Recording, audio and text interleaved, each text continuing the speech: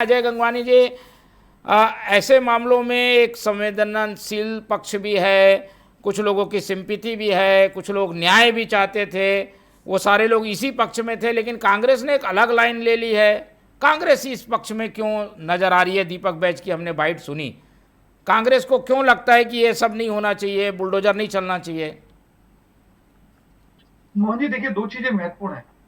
देश के संविधान और कानून, कोई व्यक्ति आरोपी है, अपराधी है, उसको संविधान के अनुसार क्या सजा मिलनी चाहिए, इसके लिए देश के संविधान ने न्यायालय की स्थापना की, जो उस पूरे मामले की प्रक्रिया, केस डायरी, फाइनल चार्जशीट, इन सब की विवेचना के बाद जो सही सजा अपराधी को मिलनी चाहिए वो देने के लिए ऑलरेडी न्यायालय नियुक्त है। महत्वपूर्ण बात है, बुलडोजर चलाने से क्या अपराध कम होंगे, ये क्या मोहन जी महत्वपूर्ण नहीं है कि अपराध को रोकने के लिए एक ठोस कदम उठाया जाए, पुलिस प्रणाली बेहतर की जाए, जो खाकी और पुलिस प्रशासन का डर अपराधी में होना चाहिए वो दूर दूर तक गया दिखता है। सबसे महत्वपूर्ण है शायद सरकार, उसके अलावा पुलिस और प्रशासन में जो समन्वय संतुलन होना चाहिए, जिसका अभाव लगातार 2 साल में यहाँ दिख रहा है। छत्तीसगढ़ की माताओं बहनों को, यहाँ जनता को जो सुरक्षित वातावरण देने की नैतिक जिम्मेदारी है, उसमें शायद सरकार फ्लॉपशूट साबित हो रही है। एक महत्वपूर्ण बात आपके चैनल पर स्पष्ट कर दूं, यूपी सरकार, योगी आदित्यनाथ की सरकार, सबसे ज्यादा देश में अपराधियों के खिलाफ बुलडोजर का प्रयोग उत्तर प्रदेश में किया गया। उसके बाद भी मोहन जी, एनसीआरबी के आंकड़े स्पष्ट रूप से कहते हैं, हत्या के अपराध में उत्तर प्रदेश पहले स्थान पर, बलात्कार में पहले स्थान पर, लूट, डकैती, चाकूबाजी की घटनाओं में पहले स्थान पे। अगर बुलडोजर किसी अपराध को रोकने का ठोस कदम होता, उसके माध्यम से अपराध नियंत्रित हो पाते, तो क्या उत्तर प्रदेश पूरे देश में पहले स्थान पे होता?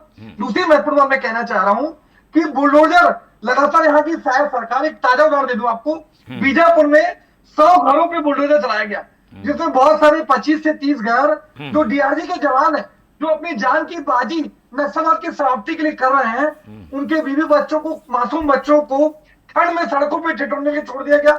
40-50 ऐसे परिवार थे जो नक्सली पीड़ित बेचारे निर्दोष आदिवासी थे। तो मैं पूछना चाहता हूं कि बुलडोजर प्रणाली का प्रयोग क्या सोच समझ कर नहीं किया जाना चाहिए? क्या बुलडोजर चलाने से छत्तीसगढ़ अपराध नियंत्रित हो जाएंगे? क्या ये ठोस कदम होगा? एक महत्वपूर्ण आंकड़े में आपके चैनल में स्पष्ट कर दूं, माननीय विजय शर्मा जी ने विधानसभा में आंकड़े दिए, मैं आपको महत्वपूर्ण आंकड़े दे रहा हूं। 2025 में छत्तीसगढ़ में एक साल में 3191 बलात्कार, मतलब प्रतिदिन औसत 9 बलात्कार, एक साल में 1114 हत्याएं, मतलब प्रतिदिन 3 हत्याएं। गंगवानी जी, ये सब बात अपनी जगह, लेकिन ऐसे बयान देने से कहीं ना कहीं ऐसा मैसेज नहीं जाएगा पार्टी के लिए कि भाई एक अपराधी के प्रति संवेदना दिखा रहे हैं आप?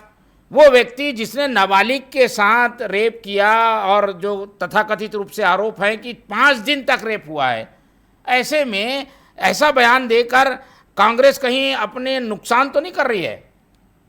देखिए मोहन जी, मैं आपके चैनल पर स्पष्ट कर दूं, अपराधी को, ऐसे निर्मम हत्यारे के जो बलात्कारी है, कड़ी से कड़ी कार्रवाई होनी चाहिए। देश का ये निर्धारित करे कि फांसी पर लटका दिया जाए। ये हम समर्थन करते हैं, किसी अपराधी को बचाव के पक्ष में कांग्रेस पार्टी नहीं है, लेकिन कोई भी प्रक्रिया जो है वो संविधान और कानून के हिसाब से होनी चाहिए। क्या बुलडोजर, मैं पूछना चाहता हूं, एक अधेड़ उम्र जिसने गलत काम किया, आज उसके बुलडोजर चला दिए, तो क्या बाकी बलात्कारी सुधर गए? मैं तो स्पष्ट रूप से आंकड़े दे रहा हूं कि रोज छत्तीसगढ़ में 9 बलात्कार हो रहे हैं, और ये पहली घटना तो नहीं है। 2 साल में लगातार देखिए, राखी के दिन तक आज बहन के साथ बलात्कार हो जाए। चलिए, आ गई बात, पूरा मौका बूढ़े की जला के हत्या कर दी।